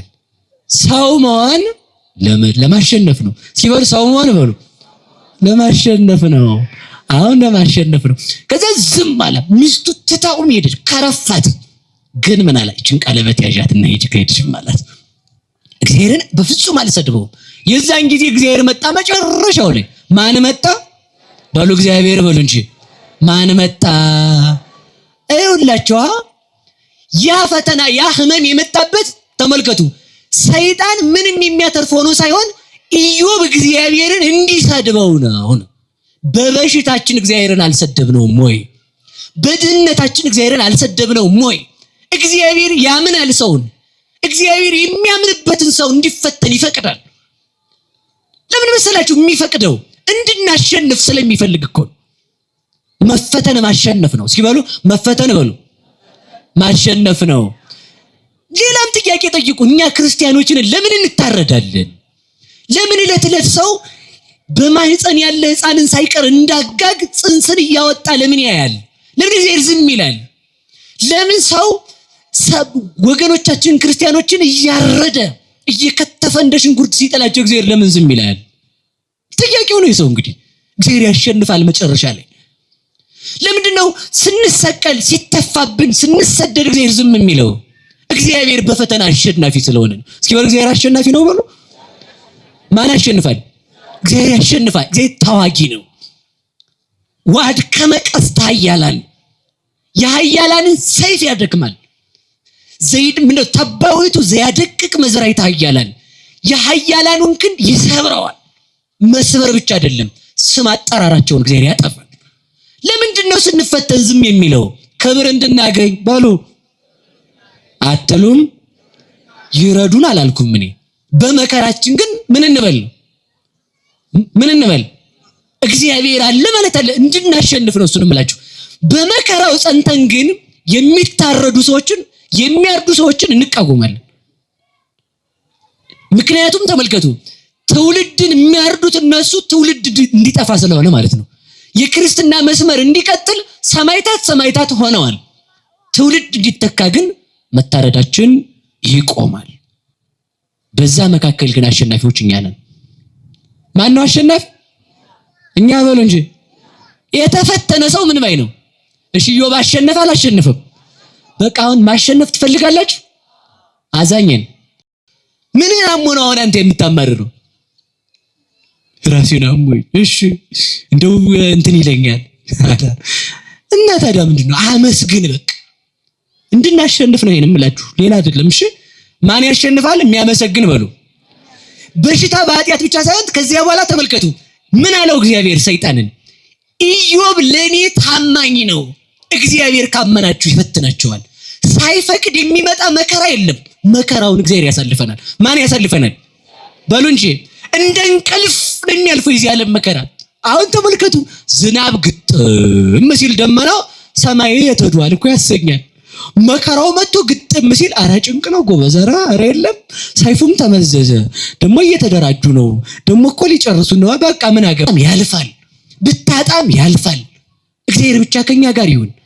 በዚያ ተፈትነን እግዚአብሔር አምኖን ከተፈተን ማሸነፉን ያድለን። ስለዚህ መጨረሻ ላይ ኢዮብ እግዚአብሔር ይመስገን አለ። እስኪ በሉ እግዚአብሔር ይመስገን በሉ። ምን ተሰጠው? የሰይጣን መልእክተኛ የተባለው ሰው ሰይጣን ሰውን ከእግዚአብሔር የሚያወጣው በማማረር ስለሆነ፣ የሚያማርር ሰው እግዚአብሔር ከእርሱ ጋር የለም። የሚያጉረመርም ሰው እግዚአብሔር ከእርሱ ጋር የለም። ወእንዘ አዲ መብልኦሙ ውስተ አፍሆሙ ወመጻ መቅሰፍተ እግዚአብሔር ላዕሌሆሙ። እያንጎራጎሩ ሲበሉ እስራኤል ከሰማይ የወረደው መና እባብ ተነሳና ጨረሳቸው ይላል። የሚያጉረመርም ክርስቲያን ያልቃል። በእግዚአብሔር አናጉረምርም። እግዚአብሔር ለማሳለፍ የታመነ ነው። ኢዮብን ያን ዘመን አሳለፈለት፣ ትሎቹንም አጠፋለት። እግዚአብሔር ለኢዮብ እጥፍ እጥፍ ሀብት ሰጠው አለ። እስኪ በሉ እጥፍ እጥፍ በሉ እስኪ። ኢዮብ ማለት አበባ፣ እስኪ አበባ በሉ፣ አበባ በሉ እንጂ። ከመፈተኑ በፊት ስሙ አበባ ነው። ተፈትኖ ሲያሸንፍ ፍሬ ማለት ነው አሉት። አያችሁ፣ ያሸነፈ ሰው ፍሬ ያፈራል። እግዚአብሔር ለፍሬ ያድለን። ብንታመም የማነን በሉ፣ እግዚአብሔር በሉ፣ እጃችሁን አውጡ። ብንታመም የማነን፣ ብንታመም የማነን፣ ብናጣ የማነን፣ ብናዝን የማነን፣ ብንቸገር የማነን፣ ብንሰደድ የማነን፣ እግዚአብሔር ሳያውቀው የሚመጣ መከራ የለም በሉ፣ በሉ የለም በሉ፣ ምንም የለም በሉ፣ በሉ እንጂ ምንም የለም፣ ምንም የለም። እውነት ይሄ የሰናፍጭ ቅንጣት ታህል እግዚአብሔር ሳያውቀው የሚመጣ የለም። እግዚአብሔር እያወቀው ከመጣ በመከራው ምን ማለት ማመስገን። ከዛ በኋላ አካሉም ተፈወሰ፣ ሀብት ሁሉ ተመለሰለት። ለኛም እግዚአብሔር ማስተዋል ያድለን። በኃጢአት ከመጣ ያርቅልን፣ በፈተና ከመጣ ፈተናውን ያሳልፈን፣ በንጽህና ከመጣባችሁ እግዚአብሔር መክበሪያ ያድርግላችሁ። እኔ የለሁበትም ብዬ ነው። አንድ ትቤሎ ብእሲት ለብፁዕ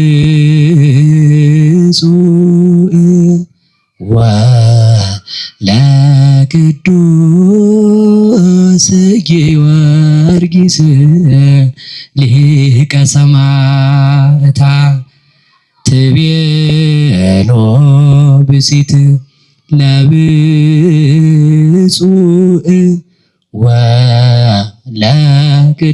ወለቅዱስ ጊዮርጊስ ጊዮርጊስ ሊቀ ሰማዕታት አምላኮሙ ለክርስቲያን ተመስሎ ሰባ ሀቤየ መጽአ ቅዱስ ጊዮርጊስ አሉ ሊቃውንት። ቅዱስ ያሬድ ነው እንደዛ ያለው። ይችን ብቻ ታሪክ ነግሬያችሁ ቤታችሁን ትሄዳላችሁ። ሌላው እዛው እንደተከደነ ይብሰል። እስኪ በሉ መበለቲቱ በሉ ቅዱስ ጊዮርጊስን የክርስቲያኖች አምላክ በሉ ሰው መስሎ ወደኔ መጣ አለችው። እሱ ግን ምን አለ? አንሰ ኢኮንኩ አምላክ አላ ገብረ አምላክ አነ፣ እኔ አምላክ አይደለሁም የአምላክ አገልጋይ ነኝ እንጂ ብሎ መለሰላት። ይህችን ታሪክ አንድ ብቻ ነግራችሁ ነው ማለት። ስለ መከራ እሷን ምን ይላት ነበር? የሚመታት የሰይጣን መልእክተኛ ተሰጥቷት ነበር። ምን የሚላት ንገሩኝ እንጂ። ስለዚህ ሴት ታሪክ ብቻ ነግራችሁ ነው የምትሄዱት። አንደኛ ይቺ ሴት ባል ነበራት። ከባሏ ልጅ ስትወልድ የወለደችው ልጅ ይቺ ሴት ደግ ሰው ናት፣ አስተዋይ ሰው ናት፣ ጥሩ ክርስቲያን ናት። ድሃ ነበሩ። ሲኖሩ አንድ ልጅ ወለዱ። ልጁ ሲወለድ እግሩ ሽባ፣ አይኑ አይነ ስውር፣ አፉ ድዳ፣ እጁ የማይጨብጥ ልጅ ተሰጣት። ጥሩ ነው አይደለም? እንደው ጥሩ ነው አይደለም? አያችሁ፣ ሰው በቃ ኩርሽ ብሎ ቁጭ ምን አርጌ ነው? እንደው መድኃኒዓለም አይበልባችሁ፣ አሜን በሉ። ሌላ ነገር ልናገር ስለሆነ ብዬ ነው። አይበልባችሁ። እንዲህ ያለ ልጅ ቢሰጠን ምንድን ነው የምንለው? ጎረቤት አለ አይወልህ ቆራቢ ብትሆን ከተለ ጥሩንም እኮ እናቃታለን እሷን። እንደው ሰው የሰርጉ ዕለት ቆርቦ ቢሞት እኮ ሰው የሚለውን ሰምታችኋል አይደል? ሰምታችኋል ብዬ አስባለሁ። ማናቃት አይደለን እንዴ? የሰፈሩ ዋና ናት ትባላለች ይባላል ነው እንግዲህ። ምን አገባህ አንተ? የታየህ እውነት ይልኩ የታየህ። አሁን ተመልከቱ፣ እንደዚህ ትችላለችሁ ለደጓ ሴት። አሁን አይነ ስውር ልጅ ቢሰጥ ተመልከቱ። ገዳም የምትሄድ ብትሆን፣ አስራት በኩራት የምታወጣ ብትሆን ሰው ምን ይላል? ከ150 ዳዊት የልብ ቅንነት ነው ጌታዬ የሰጣትን ልጅ ተመልከች። ጠይቃችሁ ስትመለሱ እያማችሁ ነው የምትሄዱት። ተንኮል እኮ ሰው ጎበዝ አይታችኋል። ጊዜ ተመልከቱ። ሴት እናንተ ብትሆኑ ደግሞ ምን ትላላችሁ? ደግ ሰው ብትሆኑ ጌታ ምን አረኩ? እኔ ቆራቢ ነኝ፣ አንደበቴም ክርክም ያለ፣ እጅን አስራት በኩራት ማወጣ፣ የሰው ገንዘብ ያልነካው፣ ማስቀድስ ምቆርብ እንዲህ ያለ ልጅ ለኔ ይሰጣል ይባል። እሷ ግን ምን አለች? ዝም እስኪ ዝም በሉ ተመስገን አለች። እግዚአብሔር ይመስገን። አሜን በሉ እንጂ እንዲህ ያለም ሲሰጥ ማን ይመስገን? በሉ እንጂ እግዚአብሔርን ስታመሰግኑ የጠመመው ይቀናል፣ ስታማረሩ ቀናው ይጣመማል። እውነቴን ነው የምላችሁ። ማኒ ሱባኤ ገብቶ አየ ከተገኘ አምላክ አለ ካልተገኘ የለም እያለ ሲጸልይ አህያው በቤቱ በስተጀርባ ነው። እግዚአብሔር ያንሰማና ያንተ አህያ ካልተገኘ እኔ የለሁም ብሎ አህያውን አራቀው። ሊገኝ የነበረው ሰውዬው ሱባኤ ጨርሶ ሲወጣ አህያው የለም፣ እግዚአብሔር የለም ማለት። እስኪ አንተ የለም ብለኝ እኔ የማልኖር ከሆነ ያሳያለሁ ነው። ከእግዚአብሔር ጋር እልክ አይገጠም። እውነቴን ነው። እግዚአብሔር የሚሸነፈው በፍቅር ስለሆነ ማለት ነው። እና ተመልከቱ እንግዲህ ወደ ነገር ልውሰዳችሁ እና ሰው ምንድነው የሚያደርገው? አሁን እንደዛ ሲሆን ከደረስ በቃ እግዚአብሔር ለኔ ያልሆነ በቃ እግዚአብሔር ተመልከቱ እና ለእናንተ አልሆነም እንዴ አይባልም። እውነቴን ነው። ከዛ ልመልሳችሁ እና ማድር ነበር። እሷ ግን ምን አለች? እግዚአብሔር ይመስገን በሉ፣ እግዚአብሔር ይመስገን በሉ። እግዚአብሔር ይሄን ልጅ በቅዱስ ጊዮርጊስ አማካይነት ሊጎበኝላት ነው። እሱን ነው ለነገራችሁ የፈለግኩት።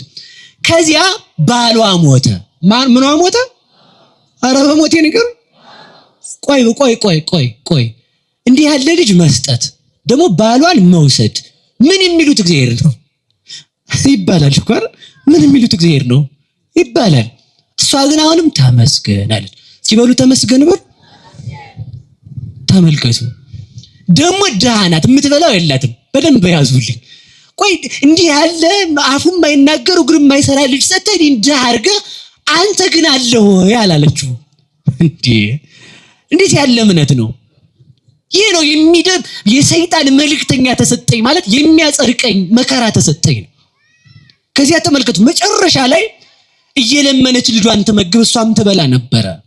የዚያን ጊዜ ቅዱስ ጊዮርጊስ በክርስቶስ አምላክነት እየመሰከረ መጣ። አይወላችሁ እኔ ወጣት ነኝ። ኧረ ተው ጎበዝ፣ ወጣት እኮ ነው ታዲያ ሰማዕትነት። የ3 ዓመት ህፃን አባ ነው አይደል እንዴ? የ3 ዓመት ብላቴና ቅዱስ ቂርቆስ አይደል እንዴ? እድሜ ገና ነው፣ ለሰማዕትነት ደርሳል ለመመስከር። በቃ አንተ ከ3 ዓመት ህፃን አታንስ፣ እንደውም አልፈዋል። ከዛ ቅዱስ ጊዮርጊስ በወጣትነቱ የመሰከረ መጣ። በዛና ታስሮ ነበር። ባጭሩ የዛሬዋን ታሪክ ብቻ ልንገራችሁ የምናከብርበት ምክንያት። ከዛ ሲመጣ ቅዱስ ጊዮርጊስ ወንጀለኛ ተብሎ ምን አሉ መሰላችሁ ሰዎቹ? ለቅዱስ ጊዮርጊስን እንግዲህ በዱላም በድንጋይም በስለትም በመግደልም በመቁረጥም በማቃጠልም በጠንቋይም አላሸነፍንም። እመቤቴን በጣም ብዙ ነገር ነበር የሚነገር ማለት ነው። በጠንቋይም አላሸነፍንም። ጠንቋይ ክርስቲያንን አያሸንፍም። እሺ ለከፈለገ ለምን አሳማውን ያመጣውም እየነዳ። አሁን ሰው ተመልከቱ። እናንተ እኮ በጣም ነው የምታሳዝኑት። በጣም ማለት ነው በጣም እውነቴ በጣም የምታሳዝኑት። አሁን ጠዋት አንድ ሰው እንቁላል ቋጥሮ በራችሁ ላይ እኔ የሆነ ቦታ ጉባኤ ሄጄ ገጠመኝ ልንገራችሁ። እኔታ አኮኑ ለእግዚአብሔር ትገኒ ነፍሴ ብሎ በቀይ ወረቀት ጽፎ ሰውየው ወሩ ላይ ጥሎበታል። ከዛ ያን ይዞ እኔ እዛ ጉባኤ ሄደን ነው መላከ ታቦር ያስታውሳሉ ታውቃችኋላችሁ አይደል? መላከ ታቦር ኃይለ ኢየሱስ ጋር ሄደን ነው እዛ ቡኤ አካባቢ ሄደን ነውና ሰውየው መጣ። ግን እሱማ ቢሰማው አይቀየመኝም። ያው እንዳትቀየመኝ ከሰማይ ማለት ነው። የነገር ሲናገሩ እዛው ስለሚያደርስ ማለት ነው። ዘመጣ እኔ በቃ ተጠንቁሎብኛል እያለ መጣና እጁ ደግሞ እንትን ብሎታ ካውዶታል። እንደዚህ አድርጎ ነው የመጣ ታውሎብኝ ብሎ ማለት ነው። እዛ መድረክ ላይ እያስተማርኩ ነው። መምህር ኢያሱ ይባላሉ የጠሩን የብሉይና አዲስ ኪዳን መምህር ናቸው። ይሄን ነገር ያው ብለው ሰጡኝና ግልጥ አርጌ አየሁትና ግልጥ አርጌ ሳይው አኮኑ ለእግዚአብሔር ትገኒ ነፍሴ ይላል። ነፍሴ ለእግዚአብሔር ትገዛለች ይላል። ከዛን ያየሁትና ምንም ሳለም እንደው ግን ምን አርጓል አልኩት። በቃ እጅ አሁን ከብዶኛል አለኝ። ነፍስ ለእግዚአብሔር ሰው በጣም የታመመው ያመኛል ብሎ ስላስብ ሰው አሁን ስለምፈሩ ጠንቋዮች ማስፈራሪያ ደን እንቁላሉን ምናምን ይቋጥርና በር ላይ ቁጭ ዝም ብሎ ማለት ጠዋት ስትወጣ አንተ በስማ ከዛ ነክታው ከሆነ ድንገት ሳታስበው ተኝተህበት አድረህ እጅ ዛል ሲል አትፍሩ ነው በቃ። እውነቴን ነው። እውነት ምን እኔ እንድስቁ ፈልጌ አይደለም። ኧረ በሞት ያትሳቁ አፈርሶንላችሁ እንደዚህ አታስቡ ነው በቃ ገብቷችኋል አይደል? ውሸታችሁን ሰይጣን ራሱ አሁን መሳቂያ ነው ያደረገው። አሁን የለም ሰይጣን ራሱ ስራ ይፈታ ይመስለኛል ሳስበው ማለት ነው። ማሾፊያ እኮ ነው ያደረገው ሰው። እሺ እና ምንድነው ስለው እጆን አሞኛል ሲለኝ እኔም አየውና በቃ ይሄ ቃል ለቃል የሚለው ይኸው መጽሐፍ ቅዱሱ ላይ በግዕዝ ነው። ነፍሴ እግዚአብሔርን ምንድነው ነፍሴ ለእግዚአብሔር ትገዛለች ነው። ዝም ብለው ነው የቀለዱብን ምስጋና ነው ብለን ሰውየውን አረጋግተን ሰደድ ነው። ክርስቲያን ጠንቋይ አያሸንፈውም። ማን ያሸንፈው? በሉ እንጂ ንገሩኝ። የነ ቅድስት ዮስቴና ስም ሰይጣንን ያጠፋ ነበር። ቆጵርያኖስ እኮ ሰማዕት ሆነ ከጠነቆለባት ሴትዮ ጋር አብሮ። መስከረም 21 ላይ ታሪኩን አንብቡት ሄዱና ስንክሳር እና ልመልሳችሁ። ቅዱስ ጊዮርጊስ በጠንቋይም አልሸነፍ አለ፣ በዱላም አልሸነፍ አለ፣ በክርክርም አልቻል አለ። እንግዲህ ምን እናድርግ? በረሃብ እንግደለው። ቆይ ችግር የለም አሉ። እስኪ በረሃብ እንግደለው በሉ። በረሃብ ቅዱስ ጊዮርጊስን በረሃብ ለመግደል የድሃ ቤት ያስፈልጋል። የምን ቤት ያስፈልጋል? ያቺ ድሃ የት እናርገው ቆይ ሲባል ያቺ የምትበላው የሌላት የለችም። ያው እሷ ቤት ይታሰራሉ። አያችሁ እግዚአብሔር ሲጎበኘን፣ እግዚአብሔር ሁላችንን የሚጎበኘን ወንጀለኛ በተባለው በዓለም አደባባይ ፊት እግዚአብሔርን በማምለኩ ወንጀለኛ ተብሎ በተከሰሰው በቅዱስ ጊዮርጊስ ያችን ሴት ሊጎበኛት ነው እግዚአብሔር። ከዛ ቅዱስ ጊዮርጊስን ወስደው ምሰሶ ላይ ግጥም አድርገው አሰሩት። በደረቁ ምሰሶ ታውቃላችሁ፣ የከተማ ሰው አያውቅም። ቢም ማለት ነው በእናንተ ቋንቋ። በገጠሩ ቋንቋ የቤቱ ተሸካሚ ምሰሶ ነው የሚባለው። እሺ ያው ከተሜ ተበላሽቷል ብዬ ነው። ምሰሶ ሲባል ምንድነው ምሰሶ? ምሰሶ የሚባል ሰው አካል እንዳይመስላችሁ ብዬ። ምሰሶ ማለት የእናንተ ቤት ባይገባም ኮለን ማለት ነው። እና ግን የእናንተ ቤት ደግሞ አሁንም ግድም ስለሆነ ቤት ሲሰራ መካከል ላይ ተሸካሚ እንጨት አለ የሚቆም ያ ማለት ነው። ያ ማለት ነው። እና ያ ነው። እና እዛ ላይ ወስደው አሰሩት ደረቀው እንጨት ላይ። ከዛ ያቺ ሴትዮ ቆይ ግን እግዚአብሔር ምን አደረኩ? ለምኝም ማመጣትን የሰውዬ አፍጥጦ ደግሞ ሳያስበላይ ሊቀር ነው አላለችም። እንጀራ ሳይኖረን እኮ እንግዳ ሲመጣ እናፍራለን አይደል? አቤት ሰው ስስቱ መቤት አይጣ ላይ ድረስ ነሽ። በተለይ የሌላቸው ከሆነ በር ሲንኳኳ ኳ ካለ አንቺ ድስቱን እኔ እንጀራውን እናነሳዋለን ይላል ሰው ማለት ሰው ስስቱ ማለት ነው እያለው እንኳን ማለት ነው። እና ሰው ስስታም ነው። ያቺ ሴት ግን ተመልከቱ፣ አንደኛ አይነ ስውር ልጅ መስጠት፣ ሁለተኛ ባሌን መግደል፣ ሶስተኛ እኔ እንዳማረግ፣ አራተኛ የለመንኳትን እንጀራ በሰላም እንዳልበላ ራብተኛ ማንጣት። ምን የሚሉ እግዚአብሔርና አላለችም። ምን የሚላት የሰይጣን ምን ተሰጣት? መልእክተኛ በሉ እንጂ ያ ምንድነው? መከራው ማለት ነው። ከዛ መጨረሻ ላይ ታሪኩን ጨረስኩት። እንግዲህ መጨረሻ ላይ ቅዱስ ጊዮርጊስ ቤቷ ሲገባ ምን አለች? እስኪ ይሄን እንግዳ ለምኜ እንጀራ ላምጣና ላብላው። እንኳን ለምናችሁ ያላችሁን አሰጡ ስጡ። በቃ እግዚአብሔር ያበረክተዋል። እውነቴን ተስፋ ማድረግ ብርን አይደለም። ሌባ ሲወስድብህ እኮ የዛን ጊዜ አሁን ሌቦች ሙድ አምጥተዋል አሉ። የሆነ ሙድ ከባንክ ቤት አካውንት ሁሉ እያስወጡ ይወስዳሉ አሉ። የዛለ ሰው በቃ መብራት ሊጨብጥ ነው ገመድ ፍለጋ ማለት ነው። በቃ ዋጋ ያንተ እግዚአብሔር ነው። ይጥፋ ገንዘብ ከጠፋም ይጥፋ። ማን አለ? ገንዘብ ይዘህ ተወልዳል? በል ንገረኝ እንጂ አንድ ነገር ሳትዝ እንደመጣ አንድ ነገር ሳትዝ ትሄዳለህ። ትርፍ ነው በቃ። ለገንዘብ ራስህን ታጣ እንዴ? እንመለስ። ከዛ ለምና ልታበላ ሄደች። እሷ ለምና እንጀራ ስትመጣ ቅዱስ ጊዮርጊስ ቤቱን በእንጀራ ሞልቶታል። የሁላችሁንም ቤት ቅዱስ ጊዮርጊስ በሲሳይ ይሙላላችሁ። ከዛ ተመልከቱ፣ በነጭ እንጀራ በዛሬው ዕለት ቤቷን ሞላው። ከዚያ ተመልከቱ፣ ሰዎቹ ያንን የታሰረበትን ደረቁን ምሰሶ አለመለመው። ከዛ ከፍ ብሎ ከሀገሩ በላይ 7 ክንድ ረዝሞ ታየ። ያ ዛፍ ምንድነው ሲባል የመበለቲቱ ቤት ነው። የደረቀውን እንጨት አለመለመው ማለት የደረቀውን ሕይወቷን ከእግዚአብሔር ጋር አገናኘው። የደረቀ ሕይወታችንን ቅዱስ ጊዮርጊስ ከእግዚአብሔር ጋር ያገናኘው። ያለምልምልን ፍሬ እንዲያፈራ ያድርግልን መድኃኒዓለም። ስለዚህ ተመልከቱ፣ እንዲህ አረገ።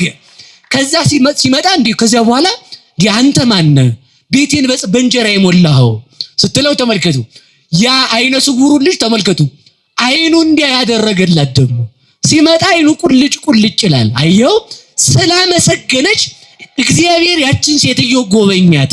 ሁላችንን የሚጎብኘን ማመስገን። ተመልከቱ፣ ሰይጣን አንዳንድ ተንኮሎችን እያመጣ ሲጎስምህ እግዚአብሔር አብዝቶ ሊሰጥህ ነው።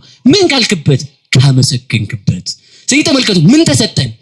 የሰይጣን መልእክተኛ ማለት ሕማም ተሰጣን። ተመልከቱ፣ ላምጣው። ከዚያም በኋላ ቅዱስ ጊዮርጊስ እጁንና እግሩን ፈውሰው እንጂ ከዛ በኋላ ምን አለች? የክርስቲያኖች አምላክ መስሎ መጣ እንደ ወደ ቤቴ ኢየሱስ ክርስቶስ ነው እንዴ ስትል፣ አይ አይደለሁም፣ እንግዲህ ማን? ባሪያው አገልጋዩ ነኝ አላት። ቅዱስ ጊዮርጊስ ወደ ሁላችን ቤት ይምጣልን። ቆዩ አንድ ጊዜ ብቻ ቆዩ። አሁን ከዚያም በኋላ ተመልከቱ፣ አይኑ ብቻ ነው የዳነ፣ እግሩና እጁ ጆሮ ቀርቷል።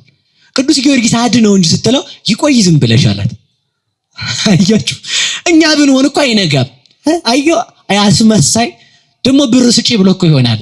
ምንም አላለችም እሱ።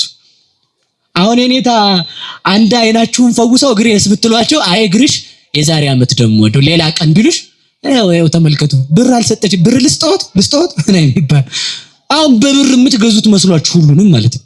አይገዛም። ምንም አልወጣት። ብር ልስጠው አላለ።